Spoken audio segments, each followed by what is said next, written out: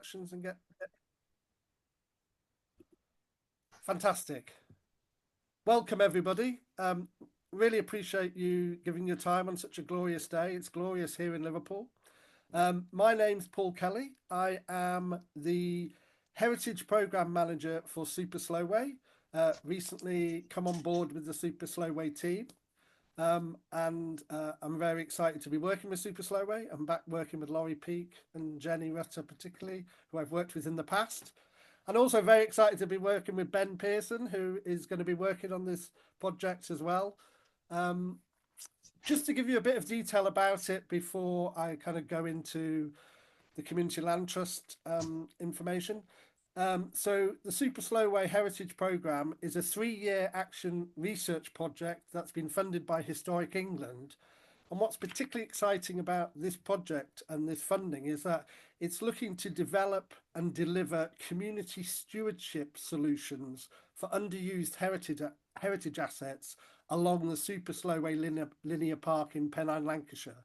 So what's kind of quite interesting and different about this approach by Historic England is that they are looking at how can actually local communities define their own heritage assets and then take ownership of them. And for me, who I've been involved in the Community Land Trust world for quite a while, this is quite a significant shift in gear for an organisation like Historic England. And I'm particularly excited to be working on that, and particularly for this to be being done by Super Slowway. It's quite an interesting progression of that community empowerment model, where things aren't done to people, but people are involved in doing the things themselves and taking ownership. Today is World Community Land Trust Day. So we've just started this heritage project. We're right at the beginning, but we wanted to do something today to put Pennine, Lancashire and Wirral Arts and Culture Community Land Trust on the global map. And I think we have potentially got some people joining us from quite far afield as we are part of the World Community Land Trust Day Diary, this event. So that's very exciting for us. And just to give you a little bit of information, broad information about community land trusts. So community land trusts, or CLTs, as they're commonly referred to, give ordinary people the means to steward land for local well-being, developing and managing homes or other assets important to their local community.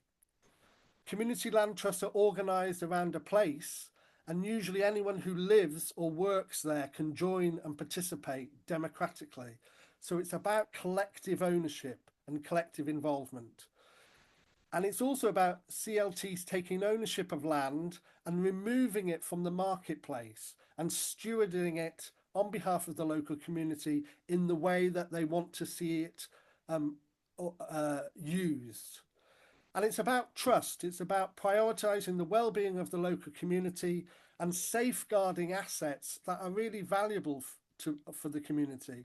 So it might be a piece of land, it might be a building, it might be a natural habitat or whatever. And in our case here, we're very interested in the heritage assets of Pennine, Lancashire. So it's about more than housing. In England, particularly, many CLTs are concerned with providing affordable homes, but it's also about providing community enterprise space, food growing space, or workspaces, or just stewarding pieces of common land. And obviously for us, we're interested in how we look at heritage assets that might be abandoned or derelict or underused along the Leeds-Liverpool Canal in Pennine, Lancashire. Part of our programme is going to be about inspiring communities in Lancashire, in Pennine, Lancashire, about the potential to steward their own assets. So today's session, I'm really thrilled to have Chris Teasdale and Jan Williams from the Caravan Gallery, who are central and critical to the development of Wirral Arts and Culture Community Land Trust based in Birkenhead, to be our first speaker in this Inspire Me programme. And they are going to talk us through today the journey that they've been on with the extraordinary project called Ron's Place, their flagship project. And I've been very fortunate to be able to be involved and help at times and be a hindrance at times, Jan and Chris. But, it's been an incredible journey in this project. So I'm going to hand over to Jan and Chris, who are going to talk through their project for the next 25 minutes or so. And then what we'll do is we'll have the opportunity to ask questions of Jan and Chris of how they found it. And particularly as artists, how they found getting involved in this kind of organisational structure, because it's challenging as well as being a solution for communities. So keep your comments in the chat and questions that you might have as you're hearing this talk from Jan and Chris. So I hope everybody got to hear that okay, and I'll hand over to you two. Right, thank you very much, Paul.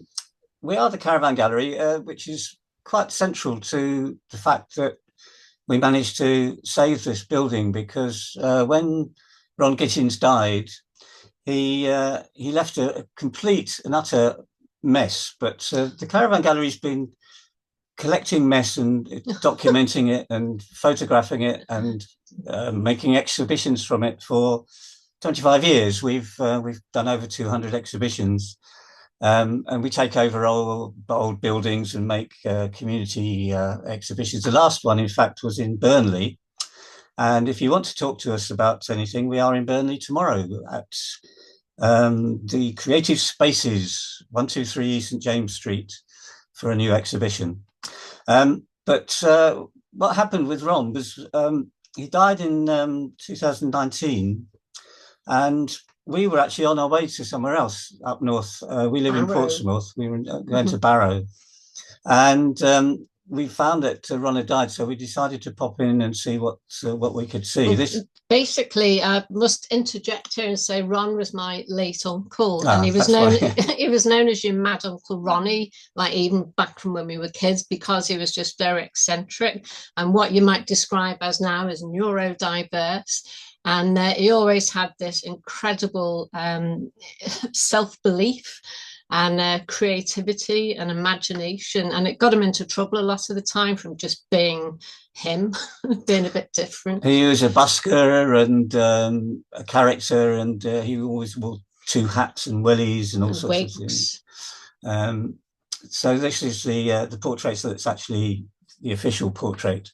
But he did these things all over the place. This was the second time, at least. So this is an article from the Liverpool Echo. I'm not sure what year, but he did this Pompeii scene in my nan and granddad's rented house in New Ferry, Bevington. He just made this Pompeian scene, and he got on Granada reports and all sorts of stuff. So when we'd heard that my parents found out that he passed away, and he hadn't let people in the house just because you just couldn't get in. It was just a complete. This picture actually is after we'd removed quite a lot of things. You couldn't even get in to start So with. this is when you open that door that had the totem poles in front. This is what we were met with. It was like going into like an Egyptian tomb, some kind of incredible world. This was the back kitchen where he'd made this kind of bread oven fireplace. And I mean, this is why the family weren't invited round, because you just couldn't get in. So we did used to meet Ron, but it was at family events and kind of outside of there. So it was on our way up north, and we popped in, and all we saw was this sort of thing. But eventually we just delved a little bit further, and everywhere you went, the ceilings were all painted. This is the bathroom ceiling. There were models everywhere in bags. And what he did, and what we really loved, he never had any money. He lived a very precarious, unusual life, but he collected everything. So this head here, this beautiful paper mache sculpture, is just made of TV magazines. So we loved the idea that nothing was wasted, and I think this is a really current way of, it's quite topical at the moment.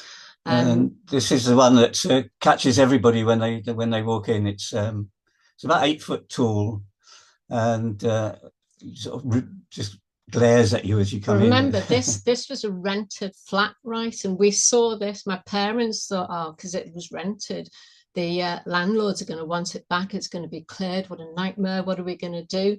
So late that night, I couldn't sleep. I was just dreaming of this amazing concrete lined fireplace, thinking we can't lose it. This is someone's fantasy world they've created in this flat. What are we going to do with it? So we just decided we'd try and rent it. So we got hold of the landlords and said, can we actually take over the rent? Which maybe foolishly they said we could, because we obviously then were able to protect it. And we got a little gang of people together, all the local artists and community people, to museum people, Museum people, of Liverpool, whatever, just to sort of see what we could do. Really, we didn't really know what we would do. We rented it for about 2 years before. I think a lot of people, my mum's somewhere at the back in there, she could actually get in at that point. We thought, right, what are we going to do? We need to have some kind of crowdfunder campaign, because we were paying the rent out of our own money, which we couldn't afford as artists with a precarious income. So we got the wonderful Laura Davis, who's on the left, who was writing, she was the arts editor for the Liverpool Echo at the time, and Angela Samata, who's a mover and shaker in the Merseyside culture scene. And we just put together this plan of, right, come on, let's get loads of media attention. So Laura did a great article for the Echo, which got syndicated worldwide, and there was a huge amount of interest. We had a crowdfunder campaign going, and then next slide, please. And Martin got involved. Martin Wallace, who worked with Jarvis Cocker on various outsider art films. It was a series that was on Channel 4 called Journeys into the Outside with Jarvis Cocker. So Martin had been visiting visionary environments like this all over the world with Jarvis, and then he lived in Liverpool, and he just couldn't believe there was this incredible treasure trove on our doorstep. So he was one of the most instrumental people from the beginning to help us to save bronze. We're joining in. Yeah, so basically the everything was cleared out. So well, not everything. Well, we got rid of, there was piles of festering, absolute rubbish, but obviously we had to be really selective and keep lots of the treasures that were in there. And we were pulling out like paper mache torsos. And then, so at the time, the owners, there was water gushing in over the bay windows. They made these quite makeshift repairs to put some new temporary boards down on the floor. We hadn't seen that there was a Minotaur fireplace hiding behind this mountain of junk. Here's my cousin's wife, Claire, with a beautifully modelled paper mache head. So basically, we just got a load of friends and volunteers. We had an advisory group that we formed that went on to become a bit more formal. And what's next? Oh, yeah, there's me in a box. That box was actually full of paper, which we have saved. So there's a big archive that's come out of this, as well as the artworks. There's vast amounts of other stuff. So which is the basis of an archive project that is going on at the moment. And obviously we needed to sort the garden out as well, so we started on that. But this was all really difficult. This was coming up to so it was 2020 COVID. When we started renting it, and then COVID happened, and we were trying, the owners kept saying, oh, why don't you buy it? And we were thinking, well, how can we? And we were doing all these things to try and raise money, but we couldn't, trying to interest people in buying this building. But we were really battling, and then COVID happened, and then we couldn't even go there. And also at the same time, that's Alison McGovern came in very early on to check it out. So we're obviously trying to get political influence as well as... and she's offered to help any way she can. So fundraising was obviously very important, and Martin got Jarvis to sign some images. This is one of them, and we were selling them. They were crowdfunder awards. And we were getting somewhere, but at the same time, we were trying to get an organisation to join us. So we were approaching housing associations, and other organisations, but nobody would actually buy it. Nobody actually would say they'd come in as partners with us. So, and we need to say at this time there was Ron's ground floor flat, and upstairs there were 3 other tenants living, but the building was really tatty and run down and decrepit, and the owners really weren't maintaining it properly.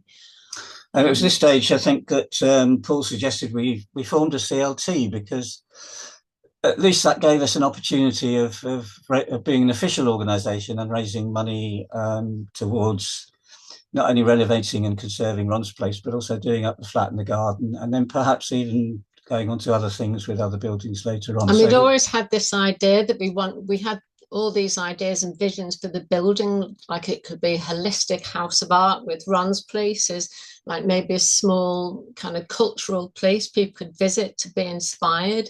And then the flats upstairs could be for artist residencies, or maybe, we were exploring all sorts of options. The lovely Paul. This was with one of the housing association people who were very keen at one time, and then 6 months later decided they didn't have the money. So it was very frustrating. So we launched the CLT at Future Yard in Birkenhead, and we had a big party. And we had local politicians like Steve Rotherham came along, and Future Yard have been the most, we've got a really good network of supportive local organisations like Future Yard, which is primarily a music venue, and also the Williamson Art Gallery. So it's about trying to make these connections in the community. And also, it's very important that we had arts and culture in our name, because we are specifically for arts or arts organisations, artistic people, cultural organisations, anything to do with the arts, as opposed to just a housing association. So we wanted to put the arts in the title. So we don't want to just kind of renovate the upstairs flats and rent them out to, plumbers, or we want people who eventually live there to be part of shaping this creative community. So this is Martin. He's looking a bit Star Trek. So we had we've always had the idea that we want Ron's to inspire other people, because Ron, as we said, he had mental health issues and he struggled at times in his life, but his creativity is what kept him going and brought him and lots of other people joy. So Martin was connected with this amazing organisation in Liverpool called Damien John Kelly House. And it's a place that supports men in recovery from alcohol and addiction. And they focus on like sport and cultural activities. So they came and had a visit to Ron's, and they were just completely gobsmacked, blown away by, what he created. And other people were making things, so these were inspired by Ron's to create this, whatever it is. This is people from an art group from Wirral Mind. So there's a lot about wanting to use Ron's place to encourage well-being. We had another fundraising event called Imaginate, and one of our wonderful colleagues, Sana, was instrumental in just getting a whole load of amazing musicians, people like Bill Ryder-Jones, people who just perform for free to raise some money to, basically at this time, is to keep on paying rent and all of the costs for runs. So we were getting loads of publicity and loads of coverage, but we weren't getting too much money. I mean, we're always looking at the bigger picture, but we felt, unless we own the building, no one would give us any grants. It was all so precarious. So all these things were really popular and went really well. And we continue to do them to this day, these types of things. Again, this is part of that process. And Jarvis came back and did a talk about his book. This was at a really crucial point, because bad pop. Because where's the slide? Oh yeah, crunch time. The owners of the building, they had been saying, oh, why don't you just buy it? And we thought, well, yeah, if only. If we had the money, we would. And then they said, right, that's it, we're just going to put it up for sale. and they told the residents upstairs they had to move out, so it was an empty building. And then so we had a whole series of public meetings thinking, what on earth are we going to do? And you know, we came up with all these didn't want that for a minute. all of these ideas. We were appealing to people like potential investors, all sorts of things. In the end, Jarvis did a fundraiser for us at the Playhouse in Liverpool and gave us all the proceeds, which was about £8,000, I think. So that was great. All this time, all this fundraising, all we'd done really was get enough money to pay the rent for about 3 or 4 years. We'd been paying rent on it. So anyway, we got this incredible, amazing coverage. We thought, right, one last ditch attempt. They're going to put it up for auction. So we just got press releases out to the Guardian, BBC, everywhere. And the response was absolutely phenomenal, because people are just going, you fancy doing that in your rented flat, putting a lion on the wall, you know. One crucial thing, once they decided they were going to sell it, we submitted a prepared listing application to Historic England. We had done it before. We were thinking of doing it, but we didn't want to upset the landlords at that time. However, if they were going to sell it, and they were upset when we did submit the application, because it means that they had to let it be known that an application was in. Well, basically, it totally scuppered. I mean, it was our only weapon, really. We thought, well, no one's going to put in an auction bid if they know there's a listing application hanging over it. Anyway, they decided to put it up for auction. It was a 2-day auction, and nobody bidding, which was good because of the listing application. But we didn't have any money. I mean, we didn't even have enough money to register for the auction. But 2 hours before the end of the auction, we got an email from someone saying, I can help you. We didn't have, we managed, she was on a train and had looked at the Guardian that she picked up the day before and hadn't read yet, and saw the article about Ron, so it was in there. Immediately emailed us. We managed to get together the money for a deposit to bid. Luckily, you don't have to hand over the money at the time for the whole. It's on Martin's credit card. It's on Martin's credit card. It's crazy. But anyway, we bid, and current bid 325,000.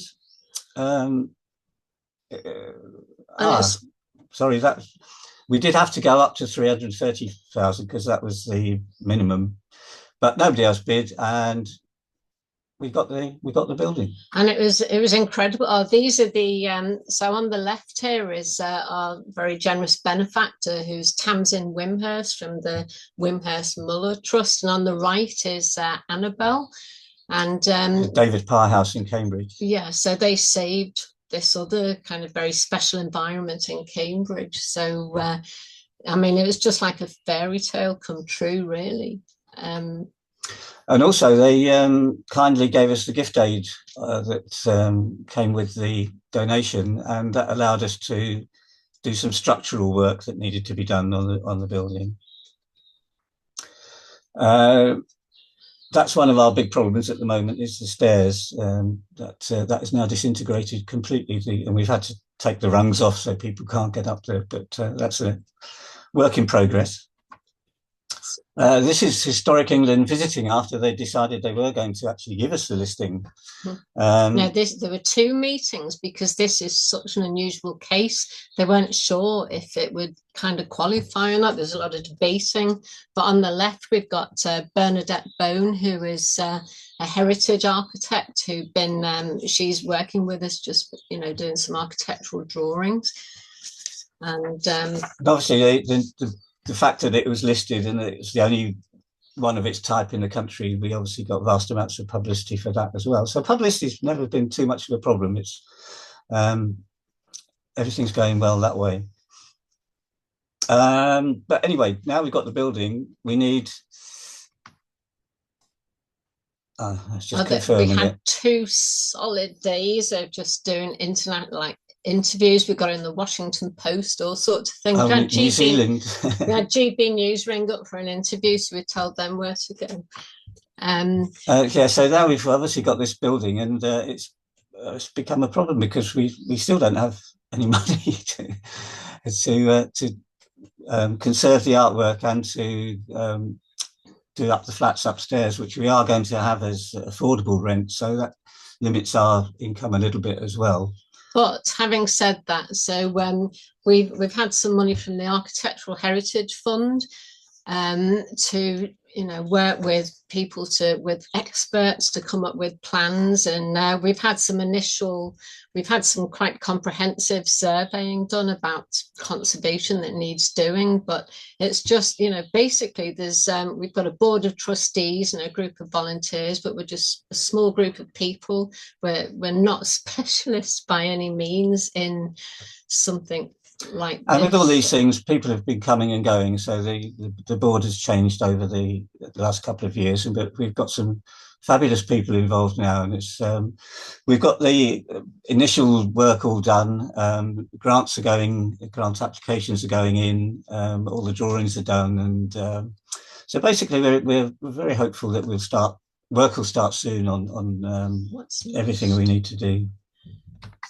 So at the moment, there's people all the time saying, "Oh, can we visit? Can we visit? Can we visit?" The idea eventually is we want to have Ron's place open to the public in a very, like a low-key managed way, because it's in a residential area, so we have to keep the neighbours happy, obviously. But in the meantime, we're doing off-site events. So we've had a bunch of talks and some really great people talking about so-called outsider art, and also workshops about upcycling and well-being, that kind of thing.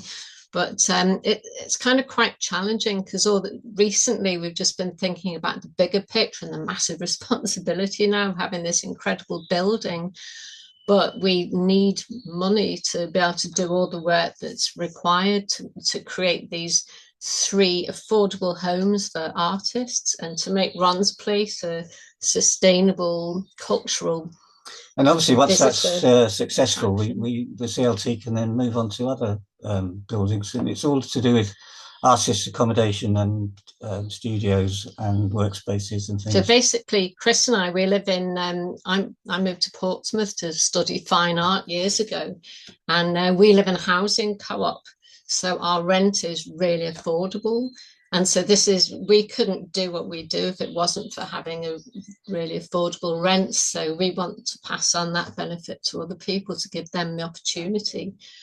So, there's so much potential, but we need more. We just need resources, really. We need more people. We've had a lot of luck, and we're very happy where we are, but we've still got quite a lot to do because it's quite hard work.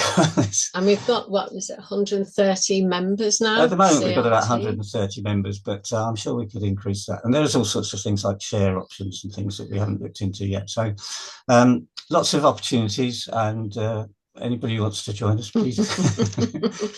But we're trying to put, talking about the idea originally was having like a really coherent house of art where everything's connected. So holistic, yeah. So we want to kind of find ways of people who live in the flats contribute somehow to the running of the Ron's place when it's, maybe conducting some visits or looking after the garden, or to have some kind of active participatory role in the whole running of things. And so that's where we are at the moment. Thank you very much, Chris and Jan. Can you stop sharing now so we can kind of all come together? Yeah. Okay.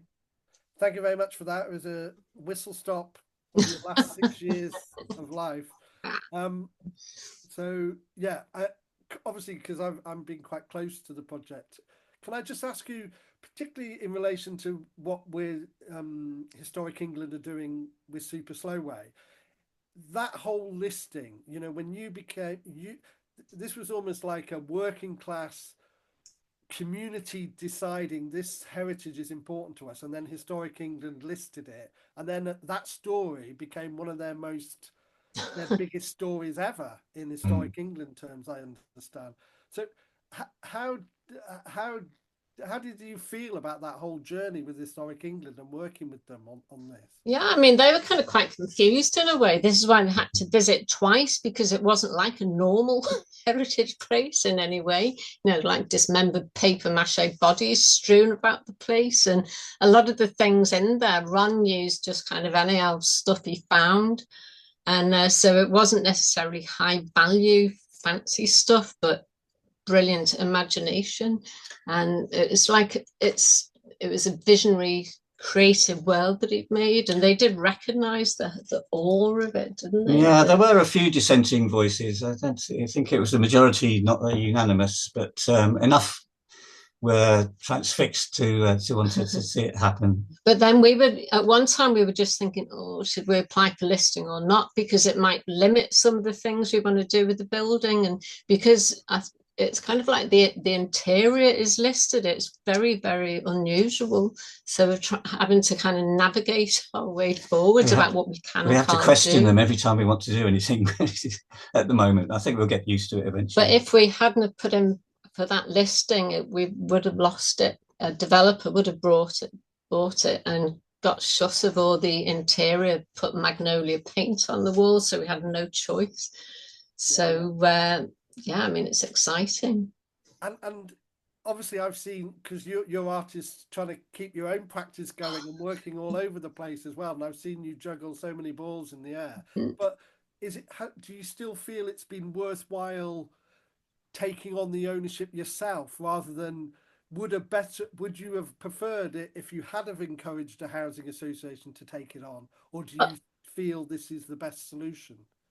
I mean, I think we just need a bit more support, really. We need more people on board. I mean, our own personal work has taken a hit, really, because we've just put endless hours and months and years in without a single penny, but because we wanted to, because we believed in it.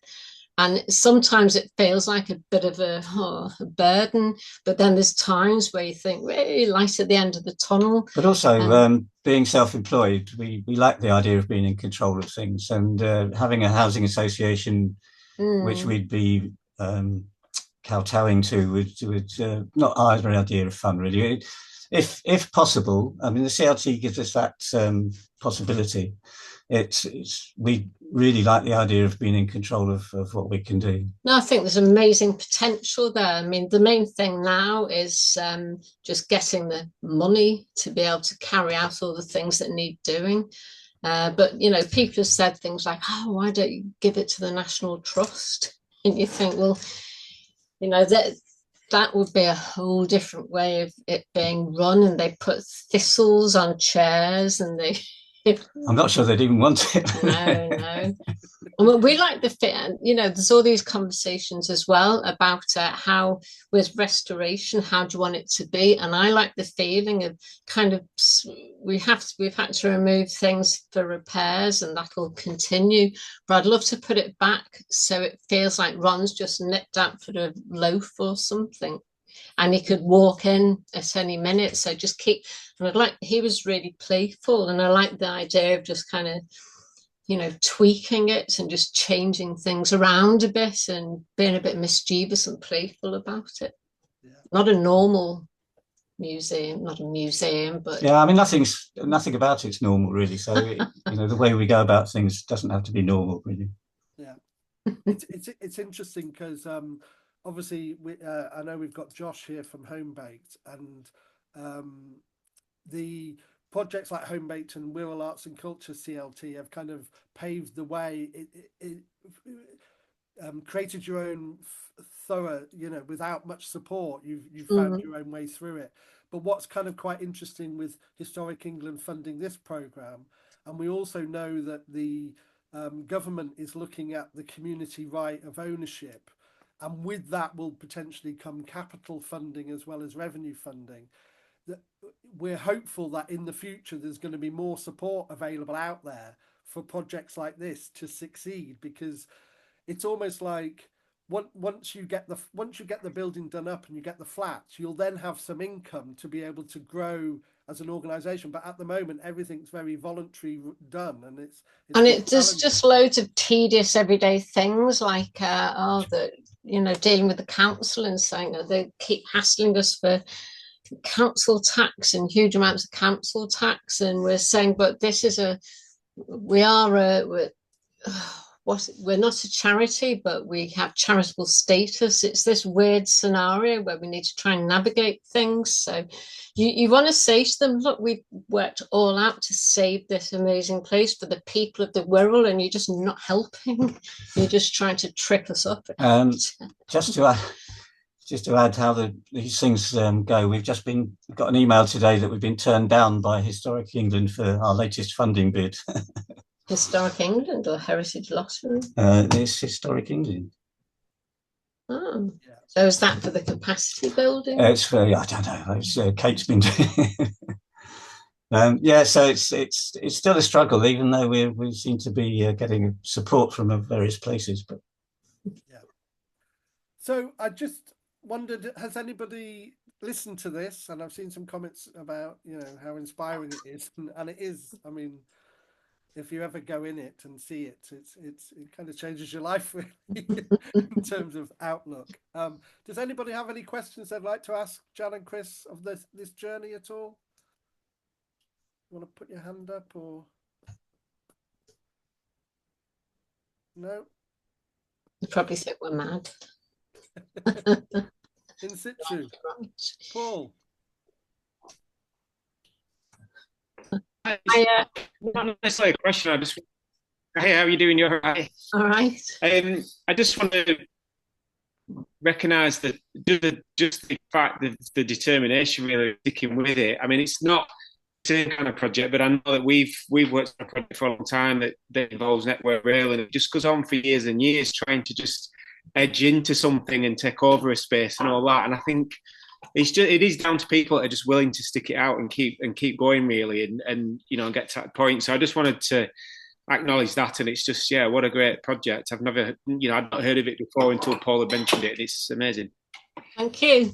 Yeah, I mean, I think we're eternal optimists, but sometimes you just think, oh, come on, give us a break. But obviously having our marvellous benefactor come forward, I mean, that was just incredible. And I think you just have to put in you do all the drudgery, don't you? And just keep on plugging away, and then good things will happen. We always said that if we had a lot of money, we'd give it to projects like ours. So there must be someone else who has got the money. And that's how it turned out to be true. Yeah. And the thing I was going to say, that link with Tamsin, I mean, that came completely out of the blue. You had no connection with her before, did you? She just happened to see the press and exactly. Yeah. Now I think all you can do is create opportunities, just kind of set the scene so good things can happen.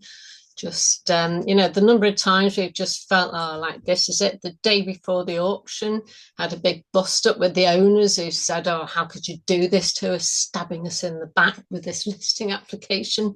They wanted the key back, but I kept one in my pocket because I thought, no, we're not losing this. And somehow I just thought, no, it's going to be fine, very weirdly. And then it was. But I mean, this is still partway through the journey, and there's loads more to do. The other thing I think, and again, I don't know if people here might have views on this. I know you will, Jan and Chris, but it's like one of the things I always hear, particularly in regeneration terms, when artists move into a neighbourhood because nobody is using those buildings, and then suddenly it becomes a bit organised, and you end up being, something I've advocated for a lot in terms of, I think of the Baltic in Liverpool, the Baltic creative area, if people know it, where there were artist studios, and artists, at one point were paying very little rent for studios, and then they ended up being priced out. Yeah. That for me, this need for collective artistic ownership of spaces, not held by one or two people, or that are truly kind of cooperatively run, so that all artists can share in that benefit, I think is really important. Yeah, artists make places cool, and then they get booted out, don't they? And yeah, I mean, that was one of our reasons, as we said, to setting up the CLT, was that we'd like to make those places available for artists. We'd like to take over other buildings and or land or whatever, and create areas where, like an artist co-op, basically, that can have studios and shared spaces and accommodation, which obviously the CLT gives us the basis for doing that.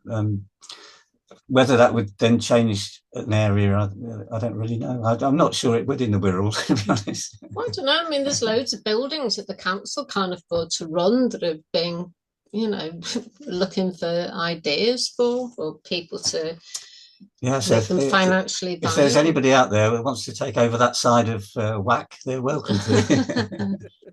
Yeah. Now I saw there was a vaguely sort of question about the timeline. I mean, really, everything, from our point of view, everything's agonizingly slow. You kind of go through these campaigning phases, and you're living on adrenaline and excitement and number of press interviews and everything, and then it just goes woo, and lots of. I mean, our main concern at the moment is the artwork inside Ron's. It's been 5 years since he died now, and it really needs proper conservation. And we've had a quote for about £90,000.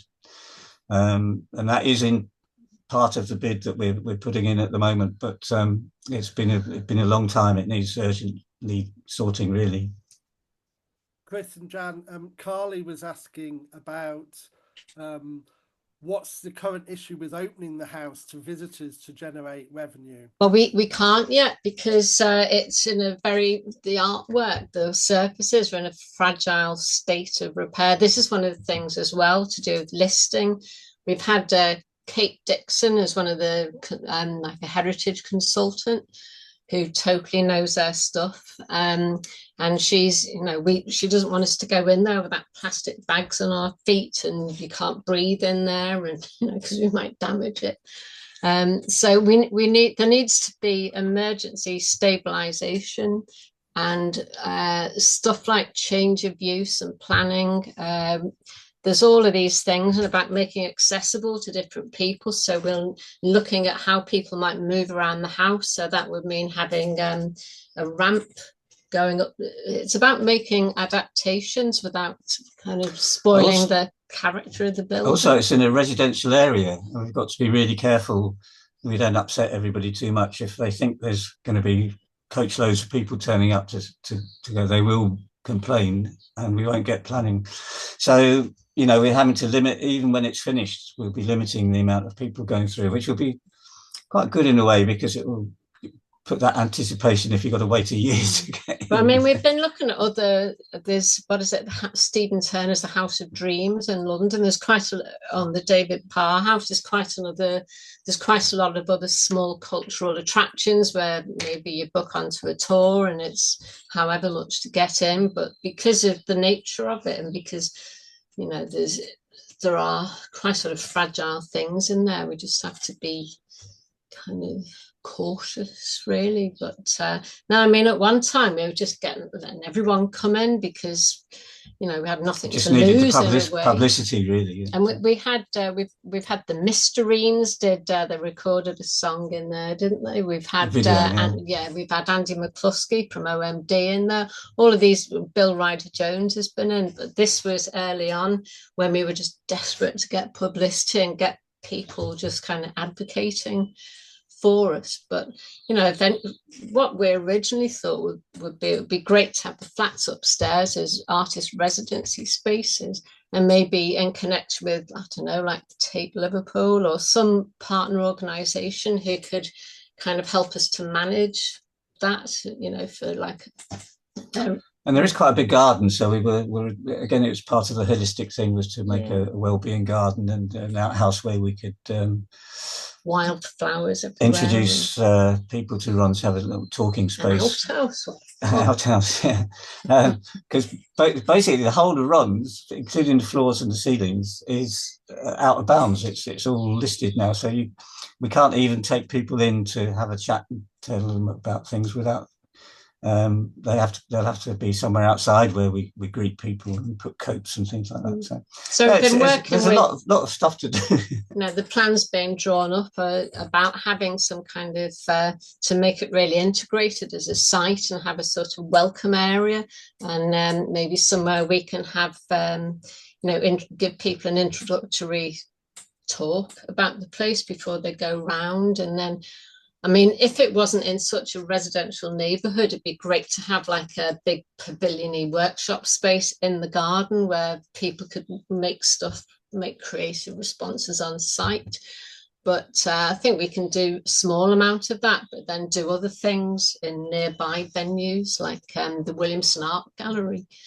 And we're working on merchandise at the moment, which should help bring some money in. Because we've had like 3D printed lions, that kind of thing.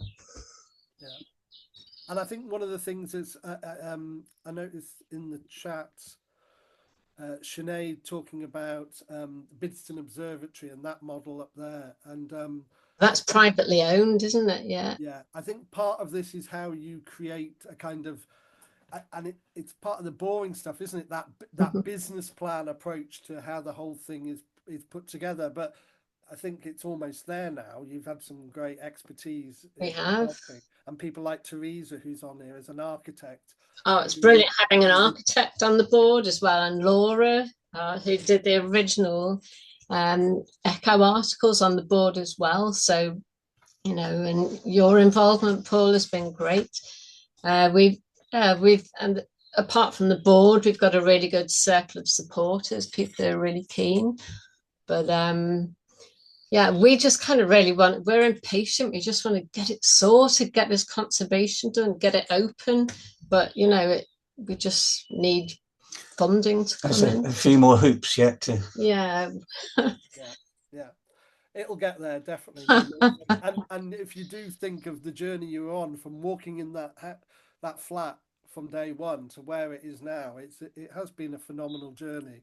I know when you're in the thick of it, it can be hard to see the successes, but it is an extraordinary story and real inspiration, I think, to how others, because one of the challenges we're going to have with this project in talking in Pennine, Lancashire, is how do you take it to the next level by actually taking ownership of those buildings? And I think people are aware we're looking at, for instance, the gas tower in Pendle.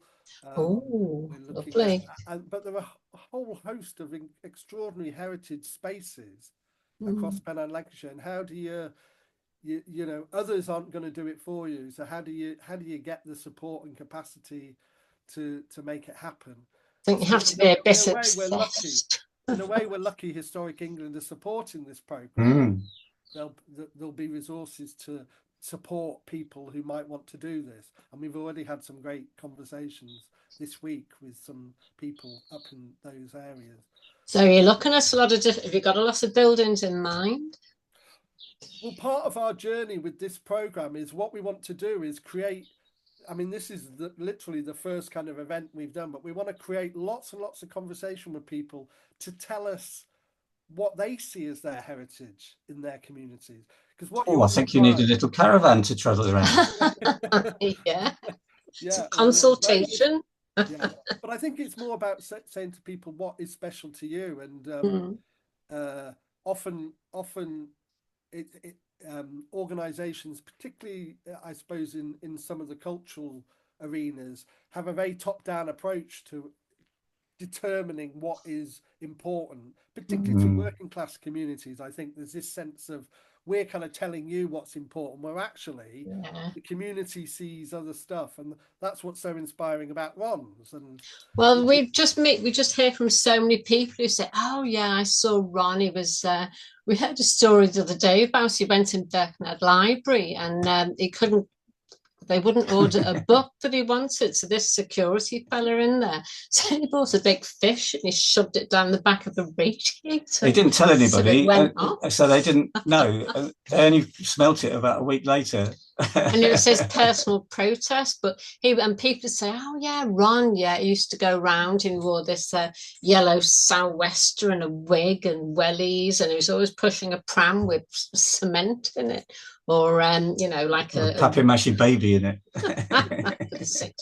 Well, you know now what he was doing with the cement. Yeah, yeah. But I think it's extraordinary because I also think sometimes through this journey, it's almost like he's up there guiding this a little bit. Oh, yeah. He'd be dead chuffed, yeah. Oh, he'd be made up. It was a massive big show off, very attention seeking. So he'd be over the moon to know he was getting all of this attention. And he'd been in the Washington Post and goodness knows what.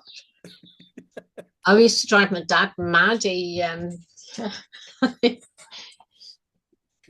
Majida has said, have you thought of virtual tours to give people the immersive experience to bring in revenue? To bring in, that's a good idea. I mean, there is like a sort of slideshow on the website, but yeah, that is a good idea. Like a revenue thing, we could do a bit more of a. Again, it's capacity, having the time and the money to actually produce that in the first place, let alone that's a good idea. Flog it. Yeah, I mean, any ideas are welcome. I mean, Professor Ian Jackson, who's been involved from the University of Liverpool, who's heavily involved in outsider art stuff, isn't he?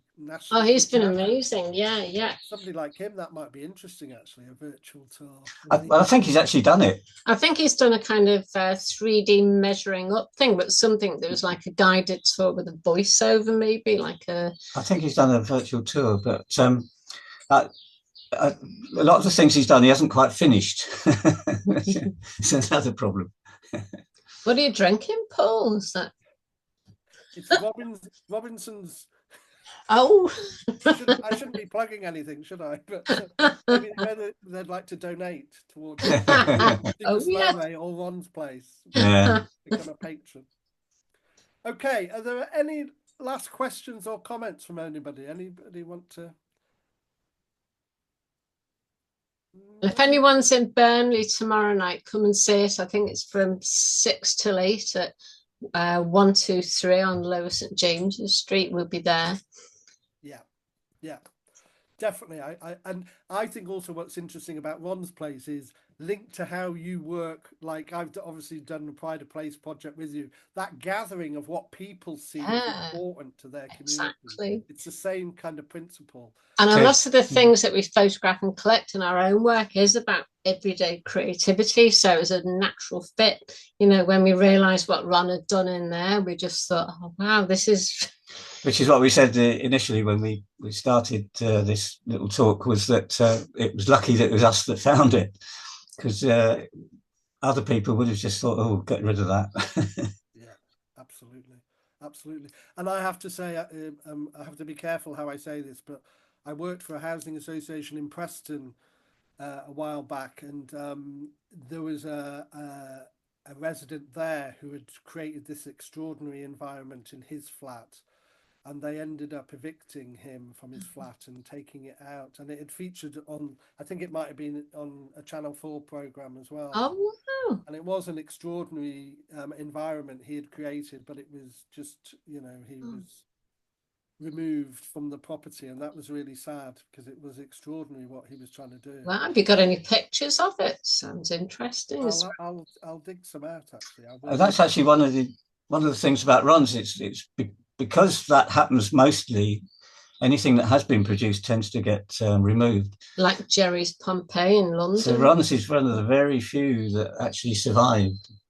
Yeah. And I mean, those pillars at the front, in the interim bit between us asking the landlords if we could rent it, and then, you know, before they agreed to, the second workmen turned up with a sledgehammer and smashed those pillars. They said, oh, health and safety reasons. And you just think, couldn't they have said, do you want them? Or we could have taken them down and kept them, but no, they just destroyed them. So these places are so vulnerable and they need protecting. But luckily we've got 3D printing these days. Bring them back to life. Bring them back to life. Yeah. Okay. Jan and Chris, thank you so much. I know you've got a lot on your plate right now, and so I really, really appreciate you taking your time. And again, I want to shout out to Teresa, who's joined the board recently at One's Place and made a huge impact. Oh, definitely. And it's really important. So thank you, Teresa, too. And also thank you for coming. This is our first of our number of events we're going to be doing. I was talking to a group today in Runcorn. Their Unlock Runcorn is actually, there's a whole series of flight of a canal that has been filled in for decades, and they're looking to unlock that and open it back up. So, we're going to have lots of inspiring talks from different people to hopefully inspire people in Pennine, Lancashire. So thank you, everybody. Really appreciate your time. Jan and Chris, great to see you, and I look forward to see you face to face shortly. And don't forget to go to Burnley tomorrow night if you're in the area and see the exhibition there. And thank you all for your time. Thank you very much. And thanks for inviting us. And great. See you soon. First on the list. Bye.